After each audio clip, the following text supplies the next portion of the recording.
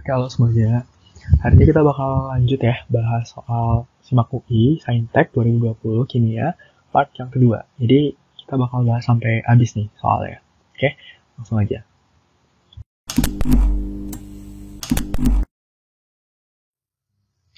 Oke, soal pertama nomor 54. Pertanyaannya itu urutan senyawa berikut berdasarkan kenaikan titik didih yang tepat. Nah, misal kita ambil yang A di sini ya. Kita lihat nih, ada H2O, H2S, H2SE, dan H2TE. Nah, ini kan bentuknya sama semua ya, H2 sesuatu. Yang beda itu ya O, S, SE, dan TE-nya, di mana mereka adalah unsur-unsur golongan 6A. Jadi, orang senang sekali teror polisi. Oksigen, sulfur atau belerang, selenium, dan tellurium. Kalau PO ini polonium ya, cuman kita kan cuman 4 ini aja. Oke, selanjutnya terkait dengan kenaikan titik didih, seperti yang udah aku bilang, ini pasti nggak jauh-jauh dari yang namanya ikatan kimia. Dimana kalau semakin kuat ikatannya atau semakin kuat interaksinya, maka titik didihnya akan semakin tinggi.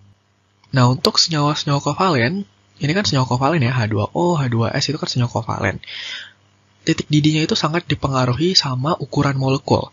Jadi, di sini kan dari O ke TE, itu ukuran molekulnya semakin besar. Kenapa? Karena ya kulitnya semakin banyak. Kalau kulitnya semakin banyak, maka elektronnya juga semakin banyak. Akibatnya apa kalau elektronnya semakin banyak? Interaksi van der Waals-nya atau gaya London-nya lah, itu bakal lebih besar. Kenapa? Seperti yang sudah pernah aku jelaskan di series ikatan kimia kalau nggak salah. Nah, ini kalau masih ingat ini, gaya London ya atau van der Waals interaction. Kalau banyak elektronnya, jadi elektron itu kan terus bergerak ya. Kau bayangin dia terus berputar-putar gitu. Bakal ada suatu momen di mana si suatu elektron itu akan terkumpul. Nah, ketika dia terkumpul pada satu sisi itu akan punya muatan parsial negatif. Oke? Maka lawannya, kebalikannya ya dia punya sisi yang positif juga. Akhirnya ada gaya di situ. Nah, sekarang kamu bayangin kalau elektronnya itu banyak, maka pasti dia semakin negatif pada suatu saat, gitu kan? Makanya semakin banyak elektronnya, maka semakin besar gaya van der Waals-nya, gitu. Semakin besar interaksinya. Nah, maka bisa disimpulkan kalau H2TE itu lebih kuat ikatannya atau lebih besar titik didihnya daripada H2SE, dan H2SE ini lebih besar daripada H2S. Oke. Nah, apakah H2S itu titik didihnya lebih tinggi daripada H2O? Jawabannya tidak. Nah, di sini ada anomalinya. Ada satu yang beda sendiri. Kenapa? Karena H2O itu, ingat ya, dia punya ikatan hidrogen. Ikatan hidrogen itu adalah ikatan yang paling kuat di antara ikatan senyawa kovalen lainnya. Jadi urutannya itu adalah yang D. Jawabannya itu yang D. H2O itu lebih besar daripada H2TE, kemudian H2TE lebih besar daripada H2SE, H2SE lebih besar daripada H2S. Nah, ini datanya kalau kamu nggak percaya gitu ya. Ini titik didihnya nih. Nah, ini senyawanya. H2O, air kita tahu 100 derajat Celcius. Nah, ini semakin ke sini, dia semakin meningkat. Oke, jadi jawabannya itu yang D. Oke, lanjut nomor 55 ya. Nah, di sini suatu larutan buffer, udah dibilang nih kalau dia buffer, dibuat dengan mencampurkan 200 ml NH4OH 0,1 molar dan 150 ml HCl 0,1 molar. Terus diketahui nilai Kb dari NH4OH sekian. Ini tanya itu pH buffernya itu berapa? Oke, ini gampang ya, gampang banget. Ini larutan buffer apa nih? Buffer asam atau buffer basa? Jadi kita punya basa lemah NH4OH ditambah HCl asam kuat gitu kan. Nah, ini kan mengindikasikan kalau dia adalah buffer basa, ya. Kemudian, ya udah deh kita cari mol masing-masing dari NH4OH dan si HCl-nya. Tinggal molar dikali volume kayak biasa ya. Jadi sini 0,1 dikali 200 itu kan 20 milimol. Untuk HCl-nya 0,1 dikali 150 itu 15 milimol. Nah, kemudian bikin bagan mula-mula reaksi sisanya. Jadi, reaksinya dulu NH4OH ditambah HCl, menghasilkan NH4Cl dan H2O. NH4Cl ini si garapnya ya. Nah, ini bagian mula-mula reaksi sisanya. Tadi kita udah punya mula-mula 20 mmol NH4OH dan 15 mmol HCl. Nah, kemudian kalau udah nonton video sebelumnya pasti udah tahu, jadi aku nggak bakal jelasin lagi. Ini yang bereaksi pasti si HCl-nya. Kayak ini juga minus 15, yang di sini terbentuk 15. Nah, H2O nggak perlu dihitung sebenarnya karena kita nggak perlu, gitu, kita nggak nyari itu. 15 kurang 15 ini habis ya. Tersisa si basa lemahnya itu 5 mmol dan terbentuk 15 mmol garamnya. Nah, udah tinggal masukin ke rumus buffer basa. Masih ingat ya? Karena dia basa jadi konsentrasi OH-. Kb dikali mol basa dibagi mol asam konjugasinya. Nah, di sini asam konjugasinya itu adalah si garamnya. Masukin deh, Kb-nya tadi 1,8 kali 10 min 5. Mol basanya 5 mmol dibagi 15 mmol. Ini kan satuannya coret gitu ya. Ini nanti kalau kamu hitung dapat 6 dikali 10 min 6. Konsentrasi dari OH-nya. Berarti POH-nya itu adalah 6 minus log 6. Oke? Nah, yang ditanya itu adalah pH-nya. Jadi pH adalah 14 minus POH. Maka 14 minus 6 minus log 6. 14 kurang 6 itu 8. Terus min ketemu min jadi plus. Jadi 8 plus log 6. Oke, gampang ya. Jadi jawabannya yang D. Oke, selanjutnya nomor 56. Di sini kamu dikasih grafik ya. 1 per P versus volume. Dimana 1 per tekanan ya versus volume. 1 per P-nya itu sebagai sumbu X dan volumenya sebagai sumbu Y. Ini grafik untuk gas ideal di sini dia bilang. Nah, ini soalnya agak blur, jadi aku bacain aja ya. Jika grafik 1, 2, 3, maksudnya gini ya. 1, 2, 3, diperoleh dari pengukuran untuk jumlah mol gas yang sama dan temperatur yang berbeda-beda. T1, T2, dan T3. Maka, dari grafik kita bisa simpulin apa? Nah, kalau kita lihat di sini sebenarnya di opsinya kan kita pengen cari tahu ya, T mana nih yang lebih besar? Apakah T1, T2, atau T3? Nah, sebenarnya kalau kamu googling, ini tuh ada. Namanya grafik Boyle. Tapi, dia tuh agak beda. Kalau grafik Boyle itu 1 per volume versus P. Nah, jadi kebalik gitu kan. Sedangkan yang diminta itu 1 per P versus volume. Nah, maka kamu perlu tahu cara baca grafik ini. Nah, hari ini aku mau ngajarin kamu cara bikin grafiknya. Jadi, dari mana nih grafik ini bisa muncul? Nah, kita masih ingat ya, persamaan gas ideal, PV sama dengan nRT. Tadi dibilang kalau jumlah mol gasnya itu sama, maka N-nya ini kan pasti tetap. R-nya konstanta gas ideal ya pasti tetap, nggak bakal berubah. Maka NR ini boleh aku abaikan, karena dia konstan. Tersisa PV sama dengan T. Nah, dari grafik kita pengennya itu 1 per P. Maka P-nya aku pindahin ke kanan, jadi dibagi ya. Jadi V sama dengan T per P. Ya kan? Nah, supaya lebih jelas, aku tulis kayak gini. V sama dengan T dikali 1 per P. Sama aja kan? Nah, dari ini, kamu tuh bisa bikin grafik. Kamu bisa bikin persamaan garis lurus. Gimana caranya? Masih ingat ya? Persamaan garis lurus. Y sama dengan MX. Ya kan? Jadi, V-nya sebagai Y, terus 1 per P-nya sebagai X. Sesuai dengan grafik yang kita punya. V sebagai Y dan 1 per P sebagai X. Maka temperatur itu sebagai M atau gradien, kemiringan garis. Nah, pertanyaannya dari grafik ini, mana nih yang gradiennya paling besar? Apakah 1, 2, atau 3? Nah, matematika ya. Jadi, kalau di matematika, cara cari gradien itu gimana sih? M itu kan sama dengan apa? Delta Y dibagi delta X. Nah, kalau dari sini bentuk grafiknya kayak gini itu pastilah gradiennya positif. Jadi semuanya emang positif nih. Tapi kapan si gradien itu nilainya besar? Tentu ketika si Y-nya besar. Ya dong? Maka ketahuan mana nih yang gradiennya besar. Tentu yang nomor 1 yang paling besar. Jadi delta Y-nya yang ini, yang ungu. Terus delta X-nya yang ini, yang biru. Nah, untuk nomor 2 juga gitu ya. Jadi delta Y-nya itu yang ini, terus delta X-nya ya sama tadi, sumbu X-nya. Maka ketahuan kalau yang paling besar itu gradiennya adalah 1, lalu 2, baru 3. Maka kesimpulannya, T1 lebih besar daripada T2, lebih besar daripada T3. Jadi jawabannya yang E. yang ini. Oke? Jadi gitu cara bikin grafik, guys. Nanti kalau kamu masuk jurusan kimia, setiap hari bikin kayak gini. Oke, halo semuanya. Jadi kalau kamu lihat di sini, bajuku ganti ya. Karena emang ini direkam di malam yang berbeda. Jadi semalam mic aku tuh tiba-tiba rusak, kayak kresek-kresek gitu, sampai sekarang juga. Makanya nanti kalau misalnya kita bahas soal ini, sampai habis soalnya, itu ada sedikit berisik, mohon dimaklumi. Oke, lanjut nomor 57. Di sini pertanyaannya, urutan yang benar berdasarkan tingkat kenaikan bahasanya dari berapa senyawa berikut.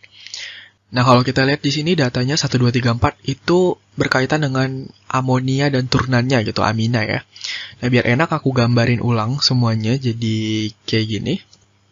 1, 2, 3, 4.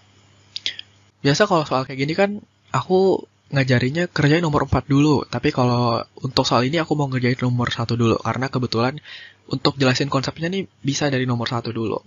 Yang ditanya di sini kan itu kebahasaan. Kamu perlu ingat kembali kalau basa berdasarkan teori asam basa Lewis itu adalah yang mendonor elektron. Nah, nitrogen di sini kamu lihat opsinya semua punya nitrogen kan? Nitrogen itu dia punya PeB. Jadi dia bisa mendonorkan elektron. Makanya dia basa. Nah, cuman untuk faktor basa mana yang lebih kuat itu banyak faktornya. Oke, contoh kita lihat sih nomor 1 kita punya amonia yang di sini. Terus kita punya metilamina, jadi satu hidrogennya itu diganti sama CH3 ya. Ini ngerti ya gambarnya ya. Terus yang di sini kita punya dimetilamina, jadi 2 hidrogennya itu diganti dengan 2 CH3. Di mana metil itu adalah gugus pendorong elektron. Bukan metil aja sih, alkil semuanya, etil, propil semuanya lah pokoknya. Alkil itu adalah gugus pendorong elektron. Nah, itu kamu catat banget nih ya. Gugus pendorong elektron. Artinya apa? Kau bayangin, untuk yang ini deh. Dia punya 1 metil. Dia gugus pendorong elektron. Elektronnya itu didorong ke nitrogen, ke sini. Akhirnya apa? Nitrogennya makin negatif. Ya enggak? Apalagi kalau dia punya 2 gugus pendorong elektron di sini. Maka nitrogennya makin negatif gitu. Akhirnya dia makin mudah mendonorkan elektron. Makanya di sini si dimetilamin itu basa yang paling kuat. Gitu. Jadi ini urutannya benar yang nomor 1 ya. Nomor 1 ini benar. Nomor 1 benar berarti kan ini salah, ini juga salah ya. Ini juga salah. Tuh, karena nomor 4 pasti salah gitu. Nah, lanjut nomor 2. Konsepnya masih sama, cuman di sini kita punya anilin gitu. Jadi ada amina dalam benzen. Kamu perlu tahu kalau benzen itu kan dia beresonansi gitu. Beresonansi itu maksudnya elektronnya itu muter-muter di dalam cincin. Jadi dia pindah-pindah terus nih, ini ke sini gitu. Nah, ini aku lupa gambar elektronnya di sini ya, harusnya ada 2. Si elektron dari nitrogen ini, karena dia nempel ke cincin benzena, dia bisa ikut beresonansi. Jadi dia ikut muter-muter di situ. Akhirnya, efek resonansi itu kan bikin si benzen itu jadi stabil. Nah, karena elektron dari nitrogen itu ikut muter-muter di situ, makanya dia lebih less acid gitu. Jadi dia lebih sulit untuk mendonorkan elektronnya. Karena ya tadi dia ikut beresonansi. Oke? Jadi, ini salah harusnya. Si anilin ini tidak lebih kuat daripada amonia, tingkat keasamannya. Oke? Sorry, tingkat kebasaannya. Tapi yang jelas ini urutannya udah salah gitu kan. Nomor 2 salah. Ini salah, ini benar tadi ya. Ya udah berarti jawabannya kan 1 dan 3. Nih. Oke? Tapi kita coba lagi lihat yang nomor 3, NF3, NaCl3 dengan NBr3. Nah, kalau untuk yang nomor 3 ini, faktornya adalah keelektronegatifan. Jadi, like I always say, aku udah sering banget bilang kalau F itu adalah unsur yang paling elektronegatif gitu ya. Dimana kalau dalam satu golongan, itu keelektronegatifan itu berkurang. Jadi F, Cl, Br, I, itu makin bawah makin berkurang. Oke, ini panahnya salah berarti. Nih, keelektronegatifan itu meningkat ke atas. Nah, efeknya apa kalau dia elektronegatif? Jadi N, F, F, F, terus ada PeB di sini. Nah, karena dia elektronegatif, dia itu menarik elektron kan. Jadi ketarik semuanya ke F. Akhirnya nitrogen makin sulit buat mendonorkan elektron. Jadi sifat kebasaannya tentu akan berkurang. Karena tadi dia paling kuat, paling elektronegatif, paling kuat ketarik, tentu dia paling lemah basanya. Jadi ini urutannya juga benar. Karena ini paling tidak elektronegatif compare to yang lain ya, satu golongan, maka dia yang paling basa, kuat gitu. Jadi di sini nomor 3 benar. Nomor 3 benar. Nomor 4 kenapa salah? OC6. Oke, ini turunan anilin semuanya. O ini artinya orto ya. Tahu kan posisi orto metapara pada benzen? Jadi di sebelahnya gugus utama gitu. Ini gugus utamanya kan sini nih. NH2, NH2, NH2. Nah, kenapa ini salah? Lagi-lagi karena kita punya CH3 nih di sini. Dia gugus pendorong elektron. Harusnya yang ini yang paling basa. Compare to yang ini. Gitu. Oke, jadi nomor 4 salah. Yang benar itu 1 dan 3. Oke, lanjut nomor 58. Nah, ini juga masih sama. Tapi ini tanyanya asam sih ya. Manakah pernyataan yang tepat mengenai tingkat keasaman senyawa di atas? A, B, C. Ini kelihatan kan gambarnya A, ini kita punya asam etanoat ya, atau asam asetat. Terus yang B kita punya, nah satu hidrogennya itu digantikan sama Cl di sini. Terus untuk yang C juga satu hidrogennya digantikan sama OH. Ini yang C kalau nggak jelas aku gambar ulang. Oke, dari pernyataannya ini mana yang benar? Nah ini kan kalau lihat pernyataannya, senyawa A adalah lebih asam dibanding senyawa B. Senyawa B lebih asam pada senyawa C. Nah, coba kita cari satu-satu ya, mana yang paling asam. Kalau tadi kita ingat definisi basa, sekarang kita ingat definisi asam. Asam itu kan melepaskan proton gitu, melepaskan hidrogen ya, H+ gitu ya. Nah, di mana kalau pada asam karboksilat yang lepas itu kan nanti yang hidrogen yang di sini nih. Di sini ya kan COOH, CH3COOH. Jadi CH3COO- gitu. Nah, berarti ini juga di sini, nantinya ini juga di sini, hidrogen yang lepas. Semakin dia mudah melepaskan asam, semakin dia mudah melepaskan H+, ya berarti dia semakin asam. Gitu. Jadi kayak gini tadi ya, kayak aku bilang. Nah, tadi kan kamu udah tahu nih, kalau alkil itu adalah gugus pendorong elektron. Ada juga gugus penarik elektron. Contohnya, si halogen ini, si Cl. Jadi, ini misalnya W gitu ya. W adalah electron withdrawing group atau gugus penarik elektron. Contohnya tadi si Cl. Dengan adanya EWG, dengan adanya gugus penarik elektron atau singkatan bahasa Inggrisnya itu EWG, dia akan menstabilkan anion ini. Ini contoh aja ya. Kalau dia stabil, maka H+-nya makin mudah lepas gitu. Karena ya tadi bentuk anionnya nih yang stabil tuh bentuk ionnya gitu. Maka bentuk molekulnya dia lebih mudah melepaskan H+ supaya terbentuk yang lebih stabil. Udah jelas dong ya, berarti kalau yang ini itu pasti lebih asam daripada yang A. Karena tadi dia punya EWG, electron withdrawing group. Dia punya gugus penarik elektron. Akhirnya si H+ yang di sini itu lebih mudah lepas. Oke, jadi B lebih asam daripada A. Maka yang pernyataan satu salah nih. Senyawa A lebih asam daripada B. Ini salah.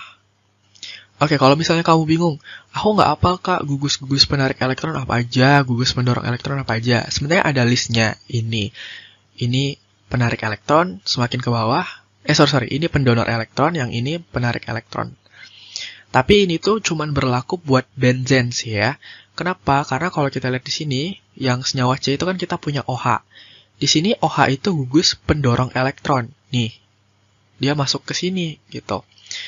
Tapi tadi aku bilang ini tuh cuman buat benzen. Jadi benzen itu kan beresonansi. Sedangkan kalau untuk senyawa alifatis yang rantai terbuka kayak gini, OH itu sebagai electron withdrawing group gitu. Dia justru menarik elektron. Nah, makanya harusnya si C ini juga lebih asam daripada yang A gitu. Karena si A ini CH3 dia pendorong elektron gitu kan. Tapi si C ini tidak lebih asam daripada yang B. Jadi emang halogen itu dia kan sangat elektronegatif gitu ya. Jadi dia sangat kuat gitu nariknya. Oke. Jadi urutannya itu kalau tanya mana yang asam, B lebih asam daripada C, lebih asam daripada A. Gitu. Maka coba cek ya yang opsi 2, senyawa B lebih asam daripada senyawa C, ini benar. Yang 3, senyawa A lebih asam daripada senyawa C, itu salah. Yang 4, Senyawa B memiliki keasaman yang paling tinggi, benar. Jadi jawabannya 2 dan 4 yang ini. Oke. Oke, lanjut nomor 59. Ini soalnya agak panjang nih. Aku tadi udah rekam sebenarnya, cuman kepencet. Aduh, udahlah. Ulang. Nah, di sini kita punya sebanyak 1 liter larutan NiNO3 2 kali 1 molar di elektrolisis. Berarti kan udah jelas nih tentang elektrolisis. Selama 48,250 menit. Dengan arus 1 ampere menggunakan elektroda grafit. Manakah pernyataan yang benar? Diketahui nilai Faraday dan ARNI-nya. Nah, ini kan tentang elektrolisis ya. Pasti kamu kalau udah ikutin channel ini sejak lama udah bosen banget lihat rumus ini ya, aturan elektrolisis. Kita bikin dulu aja reaksinya. Di katodanya apa, di anodanya apa. Ini kan NiNO3 2 kali. Kalau terionisasi kita punya Ni2 plus 2NO3 minus.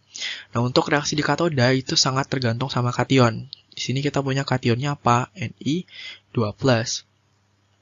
Maka Ni2 plus itu kan bukan logam aktif, maka dia akan ikut aturan yang ini ya, kation lain ini. Dia sendiri yang tereduksi, makanya jadi kayak gini reaksinya. Ni2 plus tereduksi menangkap elektron menjadi logam Ni. Nah, untuk anoda, itu kita cek dulu elektrodanya, apakah dia inert atau tidak inert. Nah, di sini kita pakai elektroda grafit. Grafit itu kan C ya, maka dia inert nih. Kalau udah gitu, kita lanjut ke anionnya. Di sini kita punya anion 2NO3- yang merupakan sisa asam oksi ini. Maka yang teroksidasi itu adalah air. Ini reaksinya. Nah, ini tuh udah template guys. Jadi dihafalin aja ya. Ini aku udah sering banget bilang juga sih. Jadi kayak gini. Nah, disetarakan. Jadi yang ini kan dikali 2. Setarakan elektronnya ya. Ini kan 2 elektron, ini 4 elektron. Maka yang di atas dikali 2, maka didapat reaksi totalnya ini. Sengaja nggak aku coret elektronnya, 4 elektron, supaya bisa jawab soalnya. Sekarang coba kamu lihat opsi nomor 4. Ada 4 elektron yang terlibat pada elektrolisis tersebut. Ya, benar. Ini ada 4 elektron. Makanya nggak aku coret tadi ya. Oke, jadi yang nomor 4 ini benar. Nah, kalau nomor 4 benar kan pasti nomor ini salah ya. Nomor 1 pasti salah gitu. Biasa langsung cek nomor 2. Tapi untuk soal ini kalau kamu nggak cek nomor 1 atau kamu nggak dapat berapa masanya, di sini kan nomor 1 massa ya, itu nggak bisa jawab nomor 2 dan nomor 3. Jadi terpaksa kita nyari dulu nomor 1. Massa logam Ni pada katoda. Oke, cari massa pada elektrolisis, kamu juga pasti udah bosan lihat ini. Rumusnya itu W sama dengan E dikali I dikali T dibagi 96.500. Dimana tadi kita udah punya semuanya ya. T-nya ini, terus I-nya tadi 1 ampere, kemudian, nah, E-nya, E itu adalah berat ekivalen atau massa ekivalen, sama aja ya. Di sini kan tadi dia bilang kalau yang mengendap itu si Ni, cara nyarinya itu adalah AR dibagi perubahan biloxnya. Kalau kita lihat di sini kan Ni pertamanya Ni2 plus berubah menjadi Ni. Berarti dia kan perubahannya 2 satuan gitu. Maka untuk E-nya, massa ekivalennya, ya berarti 59 AR-nya dibagi 2. Gitu, tinggal masukin ke rumus yang ini. Jadilah kayak gini kan. Nah, ini nanti kamu hitung ya. Jangan panik dulu, ini tuh kalau jeli, ini tuh 2 kalinya, 2 kali lipatnya. 2, sisa 10-3. Gitu. Nanti ini kamu hitung akan dapat 0,885 gram. Nah, ini adalah massa dari Ni di katoda. Oke? Berarti nomor 1 salah, karena dia bilang tadi 3,54 gram. Oke, ini jelas salah. Oke, cek nomor 2, volume gas O2 yang dihasilkan itu adalah 0,34 liter pada keadaan STP. Nah, untuk cari volume, itu kan kita butuh mol. Kita butuh mol dari O2. Nah, untuk cari mol dari O2 gimana?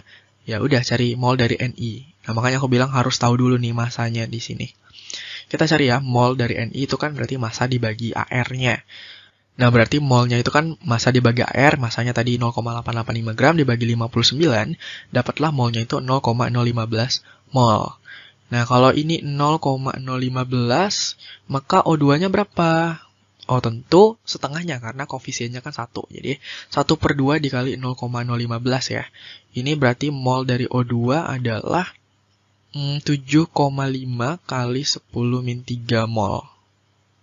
Oke.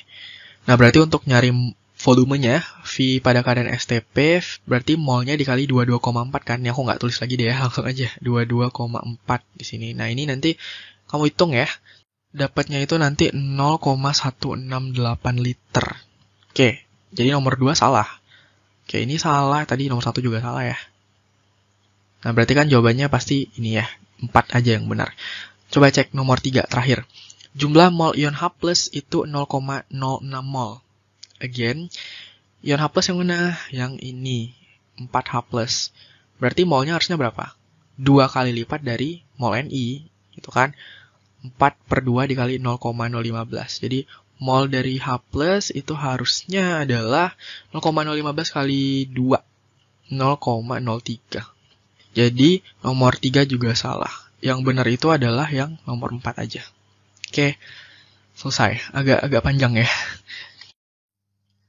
Oke, nah soal terakhir. Ini tadi sebenarnya aku juga udah rekam. Aduh, gara-gara soal tadi nih. Ya udah deh ya. Sini spesies ion yang terbentuk jika asam oksalat H2C2O4 dilarutkan dalam air. Ada ion apa aja? Nah, selama ini kan kita tahu ya cara bikin ionisasi dari suatu asam, ini H2C2O4, jadinya 2H+, plus C2O4 2-. Tapi ini tuh tidak menggambarkan kondisi ion-ionnya dalam air. Karena tidak segampang ini gitu, ada sedikit lebih kompleks lah. Jadi dalam air reaksinya itu bertahap. Karena kita di sini punya asamnya asam diprotik gitu, H2, bivalen ya, 2 valensinya kan. Maka dia satu-satu, jadi lepasnya hidrogen itu satu-satu, nggak langsung jadi C2O4 2-, tapi pertama dia terbentuk ini dulu, HC2O4-. Satunya lepas, ditangkap sama H2O menjadi H3O+. Gitu. Nah, kemudian barulah dia bereaksi lebih lanjut nih, ion ini, HC2O4- nih, ketinggalan minusnya. Lepas lagi sekali hidrogennya ditangkap sama H2O, nah, barulah terbentuk ion oksalat dan H3O+. Gitu. Nah, ada H3O+, berarti kan mengindikasikan kalau larutannya itu bersifat asam ya. Oke. Udah gitu doang sih sebenarnya. Jadi, nomor 1 pasti benar. Ada dong H2C2O4-nya. Dia tuh dalam kesetimbangan, jadi tidak semuanya berubah gitu ya. Kemudian ada tadi ion ini jelas C2O4- dan ada ion H3O+-nya. Nah, untuk nomor 4 ini jelas salah dong. N2H2. Dari tadi kita nggak punya unsur nitrogen bahkan. Jadi ini salah. Yang benar itu 1, 2, 3, jawabannya yang E. Oke, selesai. Oke, thank you semuanya yang udah nonton. Iya, ditunggu video selanjutnya. Karena masih ada 1 paket lagi nih soal asli yang ini. Yang kayak gini maksudnya. Oke? See you. Bye. Tes. Halo, tes. Masih kerasa-kerasa nggak?